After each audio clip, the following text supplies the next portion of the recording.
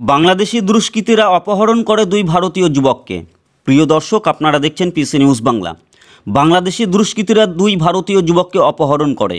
ঘটনায় ব্যাপক চাঞ্চল্য ছড়িয়েছে দক্ষিণ দিনাজপুর জেলার গঙ্গারামপুর থানার অন্তর্গত ভারত বাংলাদেশ সীমান্ত এলাকায়। ফিলিপ সুরেন বয়স 34 বছর, অবিনাশ টুডু বয়স 23 বছর। এই দুই যুবককে অপহরণ করে বাংলাদেশি দুষ্কৃতীরা। পরিবারের সদস্য ও গ্রামবাসীরা তাদের উদ্ধারের দাবি জানিয়েছেন। স্থানীয় সূত্রে জানা গিয়েছে, অনন্তপুর গ্রামের বহু মানুষের জমি রয়েছে কাঁটাতারের ওপারের 0 পয়েন্টে। প্রতিদিনের মতো এদিনও ফিলিপ ও অবিনাশ তাদের জমিতে সেচ দিতে গিয়েছিলেন। সেচের কাজ শেষ করে ভারতের সীমান্তে গাছের তলায় বিশ্রাম নিচ্ছিলেন তারা। সেই সময় বাংলাদেশি দুষ্কৃতীরা তাদের মুখ বেঁধে অপহরণ করে নিয়ে যায় বলে অভিযোগ।